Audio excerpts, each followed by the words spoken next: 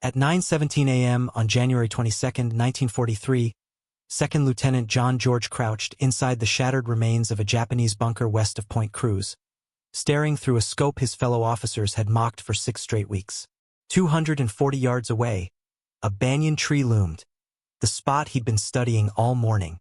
He was 27, an Illinois state shooting champion, and still had 0 confirmed kills. Meanwhile, 11 Japanese snipers were operating throughout the Point Cruz groves, and in just 72 hours they had killed 14 men of the 132nd Infantry Regiment. George's commanding officer had dismissed his rifle as a toy. Other platoon leaders joked that it was his mail-order sweetheart. When he first unpacked the Winchester Model 70 at Camp Forest in Tennessee, fitted with a Lyman Alaskan scope and a Griffin and Howe mount, the armorer had asked if he planned to hunt deer or Germans. George told him it was for the Japanese. But the rifle hadn't arrived before his unit shipped out.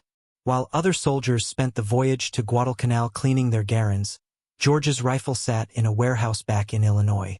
He requested it be forwarded through military mail. 6 weeks later, in late December 1942, a supply sergeant handed him a wooden crate marked "Fragile." Inside lay the rifle he had spent 2 years of National Guard pay to buy. It weighed 9 pounds. The scope added another 12 ounces. The garrons issued to everyone else weighed 9.5 pounds, without any magnification.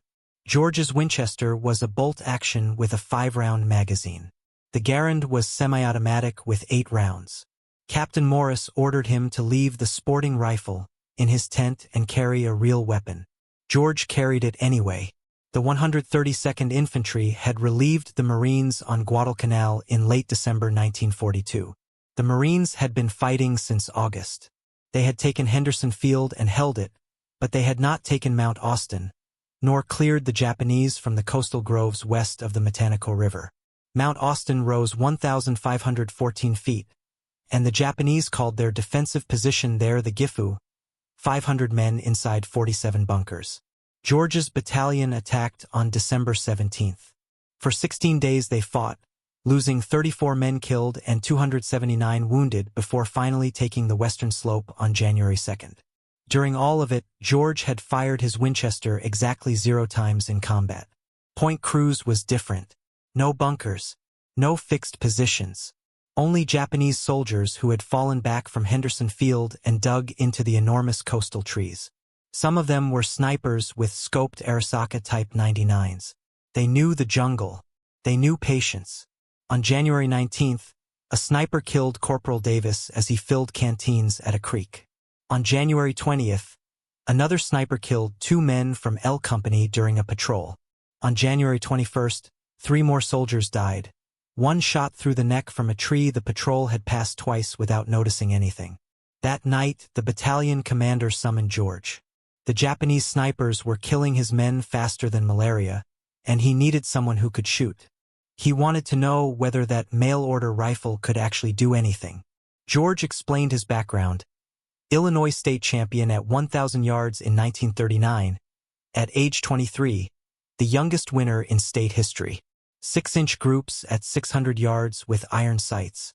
With the Lyman Alaskan, he could put 5 rounds inside 4 inches at 300 yards.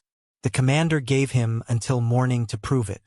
If you want to see how George's civilian rifle performed against Japanese snipers trained for jungle warfare, hit the like button. It helps us share more forgotten stories like this. And please subscribe if you haven't already. Back to George. He spent the night checking every part of his rifle. The Winchester had been packed in cosmoline for its ocean journey, so he cleaned it again. He checked the scope mounts. He loaded 5 rounds of .30-06 hunting ammunition he had packed back in Tennessee.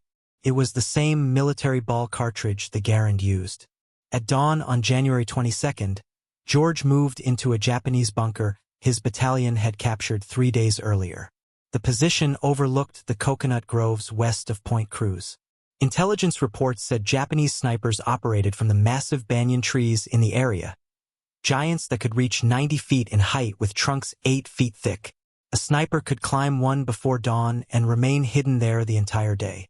George brought no spotter and no radio man, only his rifle, a canteen, and 60 rounds of ammunition in stripper clips.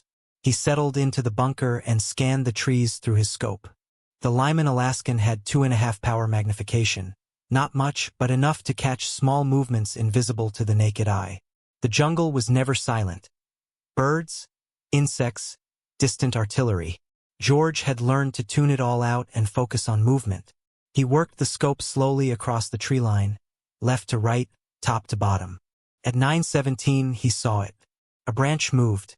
There was no wind, just a faint shift. 87 feet up a banyan tree, 240 yards away. He watched. The branch moved again. Then he made out the shape. A man in dark clothing, sitting in the fork where 3 branches met. The Japanese sniper was facing east, watching the trail where George's battalion moved supplies. George adjusted his scope, 2 clicks right for wind.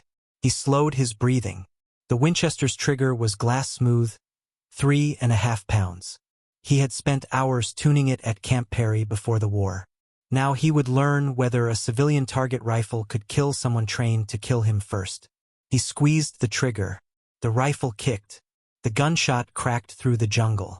240 yards away, the Japanese sniper jerked and fell, tumbling through the branches. His body dropped 90 feet and landed near the base of the tree. George worked the bolt. The empty cartridge flipped out. He chambered the next round and kept his scope steady on the banyan, waiting for movement. Nothing. The sniper's partner would be nearby. Japanese snipers worked in pairs, 1 shooter, 1 spotter.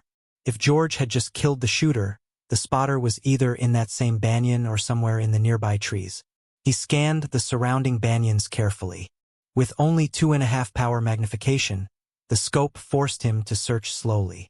Any tree could hide multiple men, and the dense canopy cast shadows that made shapes nearly impossible to distinguish without patience. At 9:43 he found the second sniper. Not in the same tree. This one was 60 yards north of the first. The sniper was lower too, maybe 50 feet up, moving down the trunk in retreat. He had heard the gunshot and knew his position was compromised. George aimed, led his movement and fired. The sniper fell backward off the tree, his rifle clattering through the branches ahead of him. Both hit the jungle floor within seconds. 2 shots, 2 kills. George reloaded his Winchester from a stripper clip. His hands stayed steady. His breathing remained controlled. This wasn't any different from shooting at Camp Perry, except now the targets shot back. At 11:21, a Japanese bullet slammed into a sandbag 6 inches from George's head, spraying dirt into his face. He rolled left and pressed himself against the bunker wall. The shot had come from the southwest, not the direction of the previous 2 snipers. George waited 3 minutes before moving. Then he eased back into position and scanned the southwest trees. The shooter would have moved after taking his shot. That was basic sniper doctrine, shoot and relocate. But in such thick jungle, relocation options were limited. George found him at 11:38, 3rd tree from the left in a cluster of 5 banyans, 73 feet up. The sniper had shifted to a different branch but stayed in the same tree. A mistake. George settled the crosshairs on the dark shape and fired. The sniper dropped without a sound. By noon, George had killed 5 Japanese snipers. Word spread through the battalion. Men who had mocked his mail-order rifle now asked if they could watch him work. George refused. Spectators attracted attention. And attention drew fire.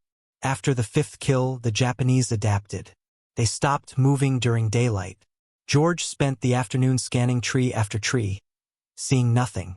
At 1,600 hours, he returned to battalion headquarters. Captain Morris was waiting, his earlier mockery gone. He ordered George back into position at dawn. January 23rd began with heavy tropical rain. Soaking, blinding rain that turned the jungle floor to mud and made the trees vanish beyond 100 yards. George waited inside the bunker for the weather to clear. The rain finally stopped at 8:15. By 8:45, visibility improved enough to work. He spotted the first sniper of the day at 9:12. The man had climbed into position during the rain, smart. The downpour masked movement. This sniper had chosen a tree 290 yards out, a longer distance than the day before. Also smart. They were learning his capabilities. George adjusted for range and fired. The sniper fell. The sixth kill triggered something George didn't expect. At 9:57, Japanese mortars began pounding the area around his bunker.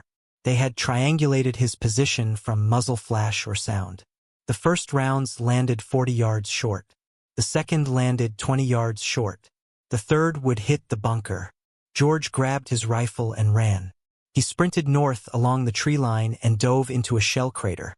As the third salvo hit, the bunker he had occupied moments earlier vanished in explosions and flying debris. He shifted to a new position, a fallen tree 120 yards north of the destroyed bunker. It gave him cover and a clear view of the groves.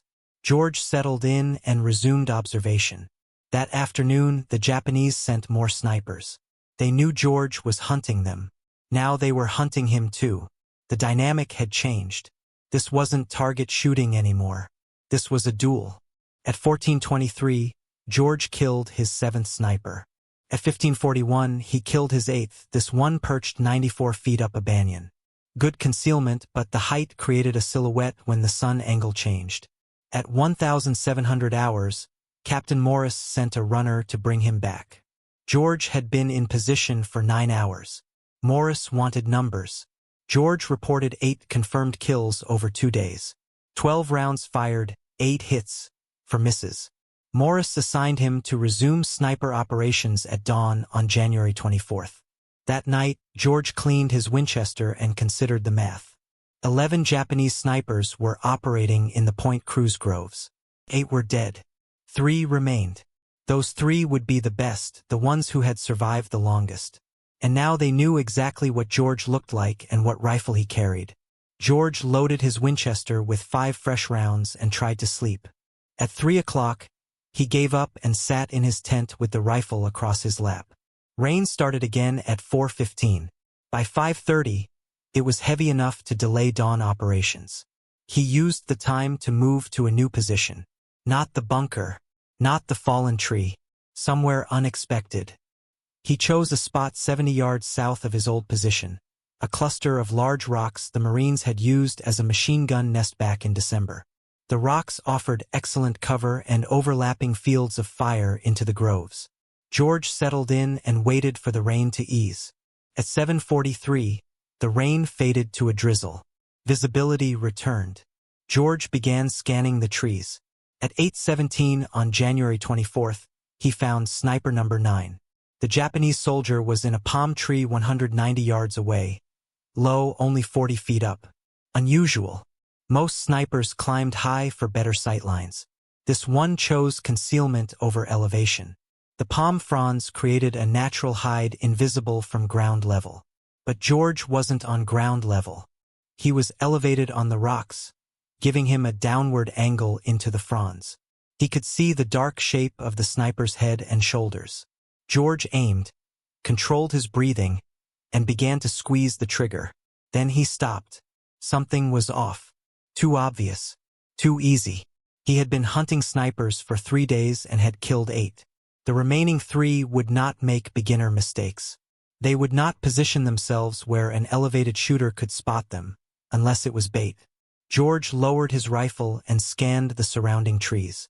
If the sniper in the palm was bait, the real shooter would be covering him, watching for anyone who took the shot, waiting for muzzle flash, ready to return fire. George searched methodically, left to right, top to bottom. He checked every tree within 300 yards of the palm. Took 11 minutes. At 8:28, he found the real threat.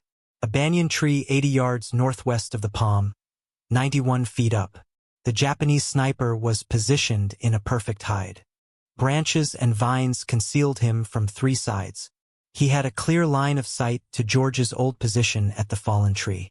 He was waiting for George to appear there, or for someone to take the bait shot at the palm tree sniper.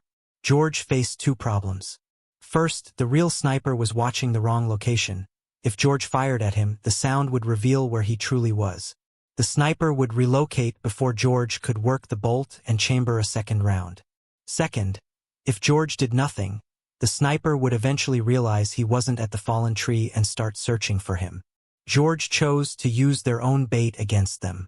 He aimed at the decoy in the palm, adjusted for wind, and fired. The decoy jerked and tumbled from the tree. Instantly, George swung his rifle back toward the banyan, 91 feet up. The real sniper would react to the shot. He would turn toward the sound. That turn would create movement. George saw it, a slight shift. The sniper was repositioning to face George's location. George set the crosshairs on the dark shape and fired before the man could fully turn. The sniper dropped, his rifle tumbling after him. 2 shots, 2 kills. But now George's position was exposed to anyone else watching. He grabbed his rifle and ammunition and ran. He moved east along the rock line and dropped into a drainage ditch 40 yards away, pressing himself into the mud. At 8:34, Japanese machine gun fire raked the rocks he had occupied 6 seconds earlier. Bullets kicked up dust and stone fragments. The burst lasted 17 seconds. When the firing stopped, George counted to 60 before moving again. He relocated to a new position 100 yards east, a shell crater partially filled with rainwater. He settled into the crater with water rising to his chest. He rested the Winchester on the rim and resumed scanning the trees. 10 confirmed kills. 1 remaining.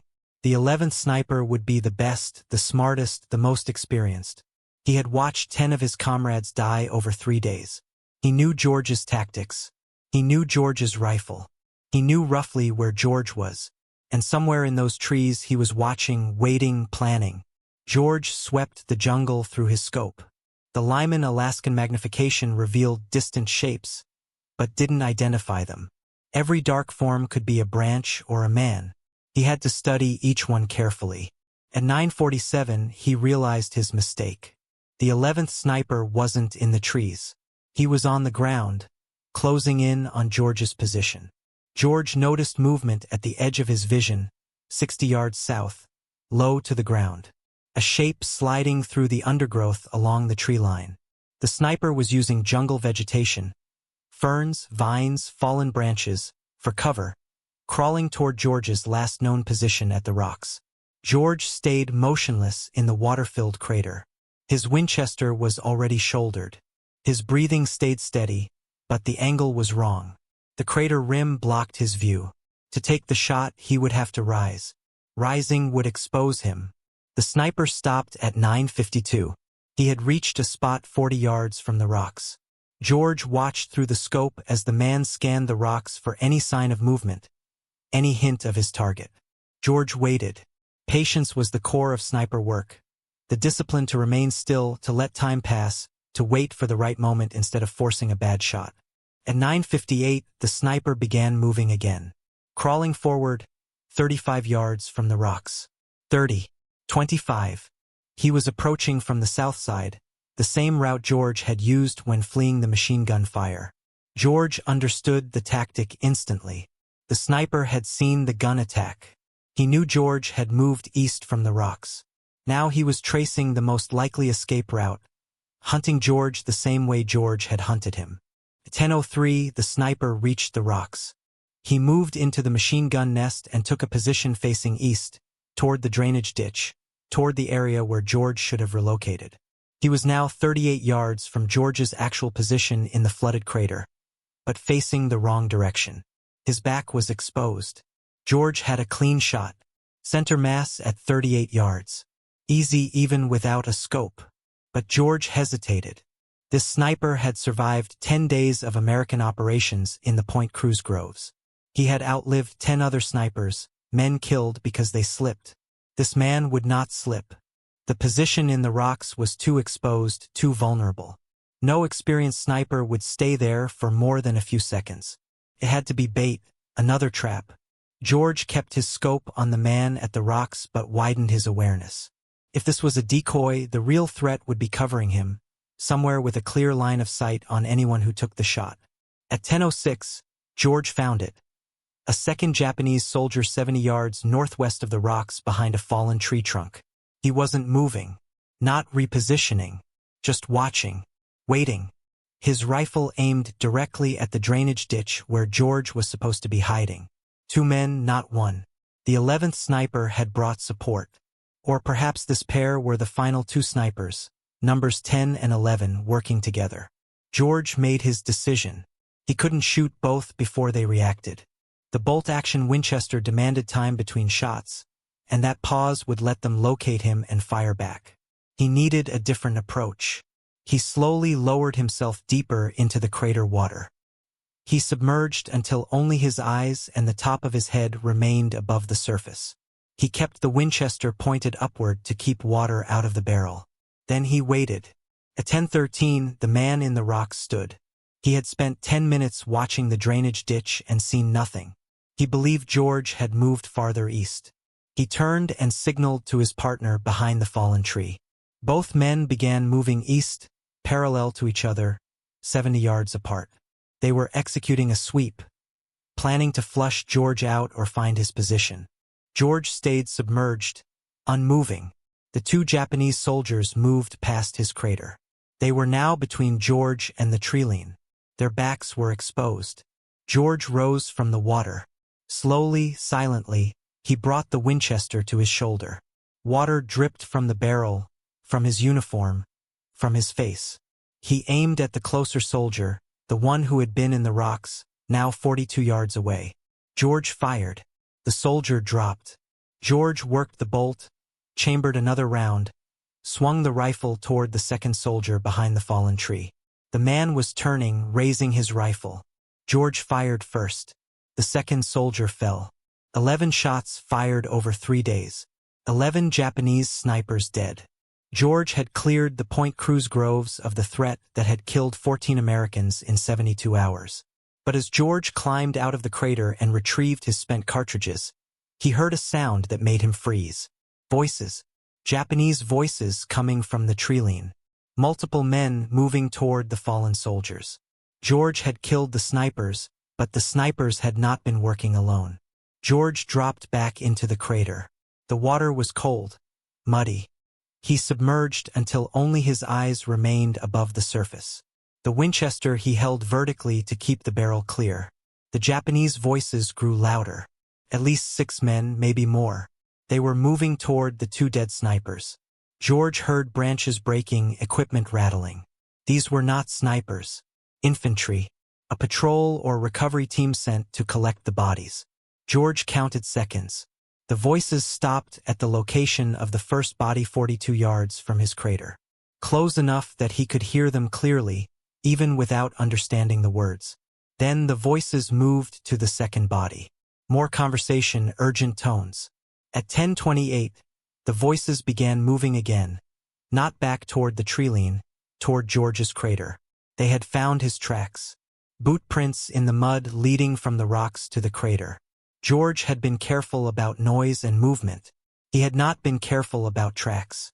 George had 5 rounds in the Winchester, 6 Japanese soldiers at minimum. Poor odds for a bolt-action rifle. He considered his options. Stay hidden and hope they passed by or fight. The voices grew closer. 30 yards, 25 yards, 20 yards. At 10:31, a Japanese soldier appeared at the crater rim. He was looking down directly at George. Their eyes met. George fired from the water.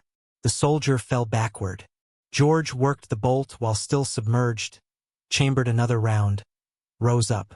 2 more soldiers were at the crater rim. George fired, worked the bolt, fired again. Both soldiers dropped. 3 rounds left. George could hear shouting. More soldiers moving toward him. He climbed out of the crater on the north side, away from the approaching voices. He ran 20 yards and dropped behind a fallen tree. Japanese rifle fire cracked through the jungle. Bullets struck the ground around the crater around the fallen tree. The soldiers were firing at movement, at sound, not at confirmed targets. George stayed low. He glassed the area through a scope. Saw movement. 2 soldiers advancing toward the crater. 50 yards out. George aimed at the lead soldier. Fired. The soldier dropped. The second soldier dove for cover. 2 rounds left. George heard more voices behind him. The Japanese were flanking. One group approaching from the south, another from the east. George was about to be surrounded. He made his decision. He could not win a firefight with a bolt-action rifle against multiple soldiers with semi-automatic weapons. He needed to break contact, move back toward American lines. George grabbed his rifle and ran north. He sprinted through the jungle undergrowth. Vines caught his boots. Branches whipped his face. Japanese rifle fire followed him. Bullets snapped past, struck trees, kicked up dirt. George ran for 90 seconds before diving into another shell crater. This one was dry. He pressed himself against the crater wall and listened. The Japanese voices were distant now. They had not pursued. They were regrouping around their dead. George checked his rifle. Mud on the stock, water still dripping from the barrel. He had 2 rounds left and no stripper clips. The clips were in his pack. The pack was somewhere near the water-filled crater. At 10:47, George began moving again, not running, walking, staying low, using the terrain for cover. He moved northeast toward the American lines. The jungle was quiet. No voices, no movement. Just the sound of his own breathing and the distant rumble of artillery. At 11:13, George reached the American perimeter. A Marine sentry challenged him. George identified himself. The sentry led him through.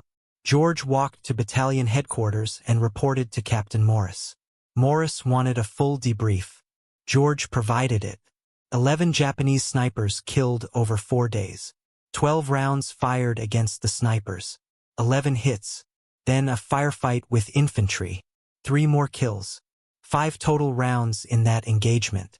Morris asked about ammunition status. George was down to 2 rounds. Morris asked about the rifle. George said it was functional but needed cleaning. Mud in the action. Water in the barrel. Morris told George to clean his rifle and rest. No operations tomorrow. The battalion was moving east. The Point Cruz groves were no longer a priority. The Japanese were evacuating Guadalcanal. Intelligence suggested they would complete the withdrawal within 2 weeks. George returned to his tent. He field-stripped the Winchester and spent 2 hours cleaning every component. Cosmoline and gun oil. Patches run through the barrel until they came out clean. He checked the scope mounts, adjusted the eye relief, loaded 5 fresh rounds. At 1,400 hours, word came down from division headquarters. The battalion commander wanted to see George. George walked to headquarters wondering if Morris had filed a negative report.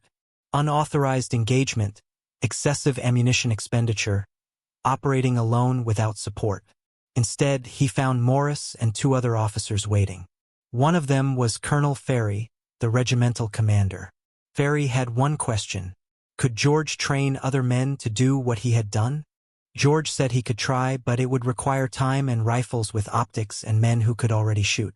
Ferry said division had 14 Springfield rifles with unertl scopes, sniper rifles left behind by the Marines, and Ferry had 40 men in the regiment who had qualified as expert marksmen before deployment. Ferry wanted George to create a sniper section, train the men, develop tactics, clear any remaining Japanese snipers from American operational areas. George accepted, but he had one condition. He wanted to keep his Winchester.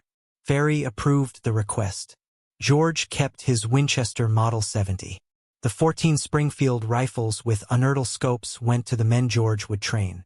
Training began on January 27. George had 40 men assembled at a makeshift range 2 miles east of Henderson Field. The men were expert marksmen on paper.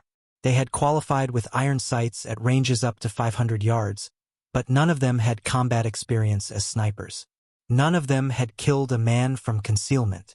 George started with the fundamentals: breathing control, trigger squeeze, reading wind.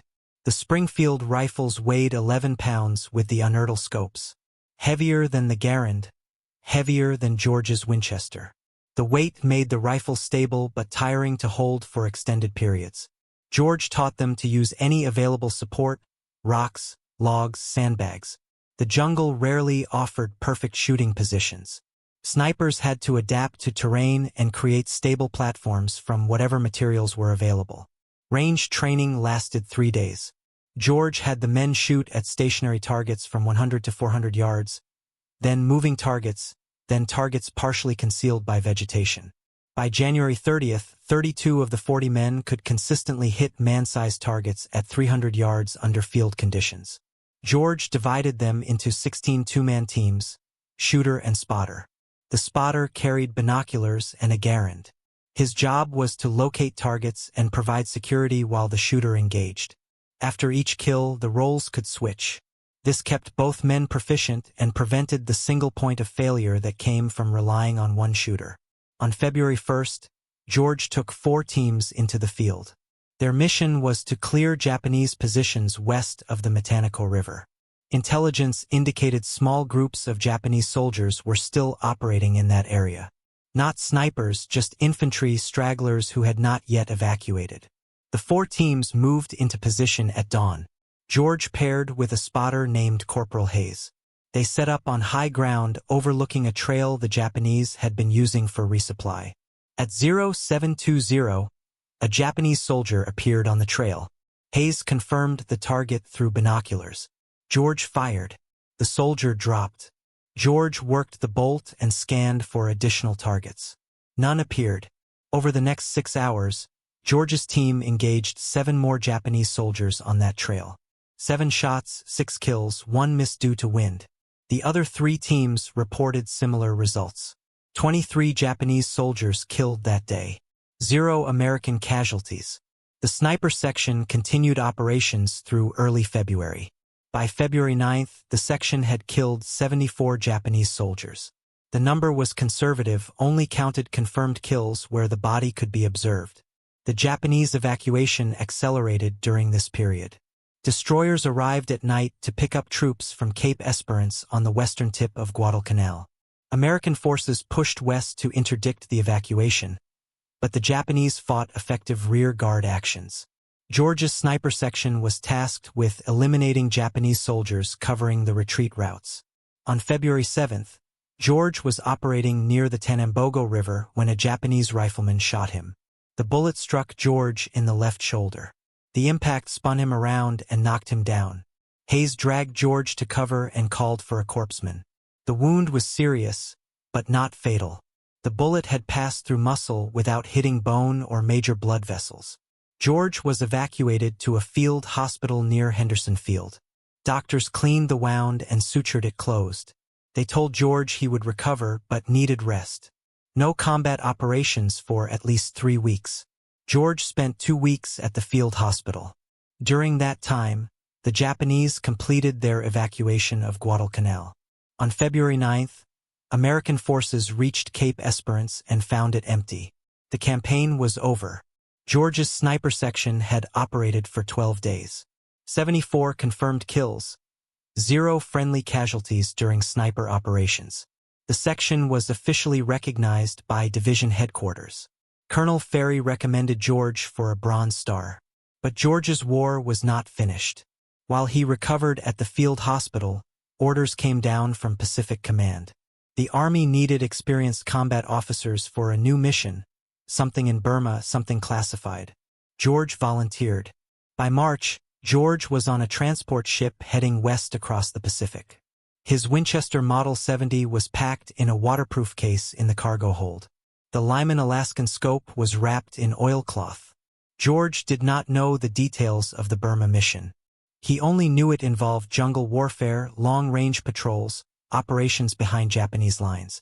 The kind of mission where a man with a rifle that could hit targets at 600 yards might prove useful. The transport reached India on April 3rd. George and 200 other officers were briefed on their assignment. They would join a new unit, 3,000 men total. The unit had no official designation yet. The men called themselves something else. They called themselves Merrill's Marauders. The 5307 Composite Unit was officially designated on May 28, 1943, but the men had been training since April. Long-range penetration tactics, jungle survival, operations without supply lines. The unit was modeled after British Brigadier or Wingate's Chindits, small mobile forces that could operate deep behind enemy lines for extended periods. George was assigned to the 2nd Battalion. His role was not officially listed as sniper. The Army did not have formal sniper positions in its table of organization. George was designated as a rifle platoon leader, but Colonel Ferry's recommendation had followed him from Guadalcanal. Battalion command knew what George could do with a rifle. Training took place in central India. The terrain was different from Guadalcanal, but the principles remained the same. Heat, humidity, dense vegetation, limited visibility. The Burma jungle would be worse. Steeper terrain, heavier rainfall, and an enemy that knew the ground better than any American force. George reconfigured his gear for the Burma assignment. The Winchester Model 70 had served him well on Guadalcanal, but that had been short-range fighting with steady resupply. Burma meant patrols stretching for weeks, hundreds of miles through jungle. Weight became a constant enemy. George removed the Lyman Alaskan scope and swapped in the lighter Weaver 330. The Weaver carried the same 2.5 power magnification but shaved off 8 ounces. He also traded the wooden stock for a lighter synthetic one. Altogether, the changes dropped the rifle's weight from 9 pounds 12 ounces to 8 pounds 14 ounces. A small difference, but on a 2-week patrol hauling 60 pounds of gear, every ounce mattered. The Marauders entered Burma in February 1944. Their objective was to advance through northern Burma and seize the Myakina airfield. The airfield was vital for Allied supply lines into China. Japanese forces held the region with roughly 4,000 troops. The Marauders would approach overland through territory the Japanese believed impassable to any large force. Mountains, rivers, thick jungle, no roads, almost no trails. Every supply would be carried on men's backs or on pack mules. No vehicles, no artillery, just rifles, mortars, and the ability to move quickly through ground no army was meant to cross. George's battalion started the march on February 24th. In the first week, they covered 83 miles of mountainous jungle. Men collapsed from exhaustion. Malaria cases rose by the day. Pack mules fought the terrain, and several had to be shot after breaking legs on brutal descents. By March, the battalion had traveled 217 miles. They had clashed with Japanese troops 12 times. Brief encounters, ambushes, quick bursts of fire followed by immediate withdrawal. The Marauders were never intended to hold ground. Their purpose was movement, harassment, slicing supply lines, sowing disorder deep behind Japanese positions. George fired his Winchester 3 times during the advance. Once at 412 yards at a Japanese officer directing troops along a river crossing. Once at 380 yards at a machine gun nest. Once at 290 yards at a sniper pinning down a Marauder patrol. 3 shots, 3 kills. George never fired more than a single round in any engagement. The Winchester's sound was unmistakable, unlike the Garand's sharp crack. 1 shot revealed his position. A second shot would let the Japanese pinpoint him. George learned to fire and relocate instantly. The march to Myakina lasted 3 months. By late May, the Marauders had pushed more than 700 miles. Disease claimed more men than bullets, malaria, dysentery, typhus. The unit that had entered Burma with 5,300 men was reduced to fewer than 3,000 effectives. On May 17th, the Marauders captured the Myakina airfield. The mission succeeded, but the price was staggering. The formation was no longer combat capable. Too many casualties, too much sickness, too long in the jungle without rest or proper medical treatment. George survived the Burma campaign. His Winchester survived as well, though the rifle that had performed so flawlessly on Guadalcanal had been fired only 7 times in 3 months of operations. The Marauders rarely encountered situations calling for long-range precision. Most fighting came at 50 yards or less, sudden clashes in thick foliage where visibility shrank to 30 feet. George learned something in those months in Burma. The Winchester Model 70 was a magnificent rifle, perhaps the finest bolt-action sporting rifle ever built. But warfare was evolving. Semi-automatic rifles like the Garand were becoming the norm. The next conflict would demand new weapons and new methods. But for George, there would be no next conflict, not yet. By June 1944, he was evacuated from Burma with the rest of the Marauders. The unit was dissolved. George was reassigned to stateside training duties. He would never fire his Winchester in combat again. George returned to the United States in July 1944. He was promoted to captain and posted to Fort Benning, Georgia, where he trained infantry officers in marksmanship and small unit tactics. He passed on everything he had learned on Guadalcanal and in Burma, how to move through jungle country, how to find and strike distant targets, how to operate without supply support. He kept his Winchester Model 70. The rifle had traveled from Illinois to Tennessee to Guadalcanal to India to Burma to Georgia. It had taken at least 14 confirmed lives, perhaps more. George stopped counting after Burma. The rifle stayed locked in a footlocker in his quarters at Fort Benning. George seldom opened it. The war had shifted. The Pacific Islands were falling one after another. American troops were pushing through France into Germany.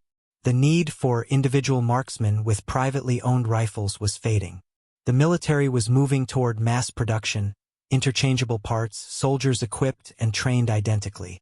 George understood the need. Industrial warfare demanded industrial methods. Yet something was disappearing. The individual mastery, the craftsman's touch in soldiering, the belief that a single man with the right rifle and the right skill could alter a battle's outcome. George was discharged from the Army in January 1947. Lieutenant Colonel, 2 Bronze Stars, 1 Purple Heart, Combat Infantry Badge. He returned to Illinois and entered Princeton University on the GI Bill. He studied politics and graduated with highest honors in 1950. After Princeton, George spent 4 years at Oxford, followed by 4 years in British East Africa studying regional politics and institutions. He eventually settled in Washington, D.C., becoming executive director of the Institute of African American Relations. Later, he joined the State Department's Foreign Affairs Institute as a consultant and lecturer on African affairs. George never spoke publicly about Guadalcanal or Burma during those years. Colleagues knew he had served in the Pacific, but they did not know about Point Cruz. They did not know about the Japanese snipers. They did not know about the Winchester Model 70 resting in a case in his home. In 1947, George chose to write down what had happened. Not for publication, simply for his own record. He wanted to preserve the weapons and tactics of jungle warfare while the memories were still sharp. He wrote for 6 months. The manuscript grew to more than 400 pages. A friend at the National Rifle Association read it and suggested publishing it. George hesitated. The book was technical, filled with detailed explanations of rifles, ammunition, and ballistics. Not the sort of material that appealed to the general public, but the NRA persuaded him. The book was printed in 1947 under the title Shots Fired in Anger. It became a classic among firearms enthusiasts and military historians. The book presented George's experiences on Guadalcanal and in Burma with surgical accuracy. No embellishment, no hero worship, only facts and observations on what succeeded and what failed in combat. It remains in print today, still used as a reference by collectors and historians studying World War II small arms. George's descriptions of Japanese weapons remain among the most precise contemporary accounts available. George lived long enough to see the United States fight 3 more wars: Korea, Vietnam, the Gulf War. He watched military rifles evolve from the Garand to the M14 to the M16. He watched sniping transform into a formal military discipline with its own training and equipment. He watched the lessons of World War II rediscovered and refined by new generations of soldiers. John George died on January 3, 2009. He was 90 years old. The Winchester Model 70 that had killed Japanese snipers on Guadalcanal was donated to the National Firearms Museum in Fairfax, Virginia. It rests in a display case with a placard explaining its past. Most visitors walk past without pausing. It looks like any other old hunting rifle, but it is not. It is the rifle that showed a state champion marksman with a mail-order scope could outshoot professionally trained military snipers. The rifle that cleared the Point Cruz groves in 4 days when an entire battalion could not do it in 2 weeks. The rifle that reshaped how the American military viewed individual marksmanship in modern war. If the story moved you the way it moved us, do me a favor, hit that like button. Every like tells YouTube to share this story with more people. Hit subscribe and turn on notifications. We're rescuing forgotten stories from dusty archives every single day. Stories of riflemen who proved themselves through skill and courage. Real people, real heroism. Drop a comment right now and tell us where you're watching from. Are you tuning in from the United States, United Kingdom, Canada, Australia? Our community spans the entire world. You're not just a viewer, you're part of keeping these memories alive. Tell us your location. Tell us if someone in your family served. Just let us know you're here. Thank you for watching, and thank you for ensuring John George does not fade into silence. These men deserve to be remembered, and you're helping make that happen.